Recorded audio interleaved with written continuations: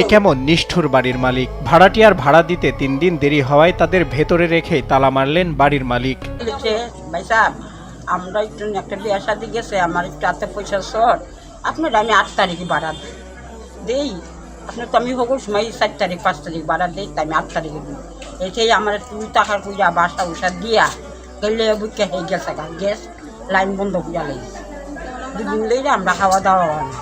পরে আজকে আমরা ফুলে আবার লাইনটা লাগাইছে, লাগানে হে রান্নাটা বহাইছে, এই আসছে ঘরে তালা মারছে, আমরা কইতাম পারি না। বাড়ি ভাড়া টাকা দিতে দেরি হওয়ায় চাপ প্রয়োগ করতে থাকে বাড়ির মালিক ইউসুফ চৌধুরী। অপরদিকে ভাড়াটিয়ার পরিবারে কিছুদিন আগে বিয়ের অনুষ্ঠান থাকায় টাকা দিতে বিলম্ব হয়।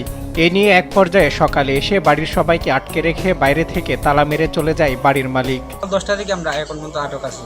আমাদের ঘর তালা মারা হয়েছে, আমি এখন ঘর থেকে বের হইতে পারতেছি না। আর আমি নিজেও এসেছি পরীক্ষার্থী, আমার আজকে এক্সাম নাই, আমার কোচিং আছে, আমার স্যার কাছে যাইতে হবে, আমি যেতে পারতেছি না।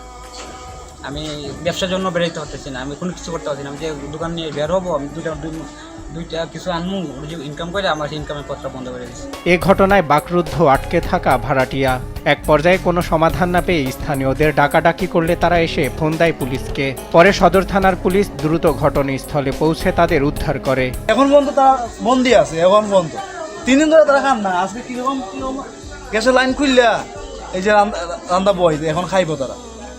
এখন নতুন বউ ঘরের ভিতরে এটা কোনো বিচারের মাধ্যমে হয়। এটা এই যে সামান্য 6,000 টাকা লাগি 3 দিন ওভার হয়ে গেছে, ঘর তারা মারা লাগবো।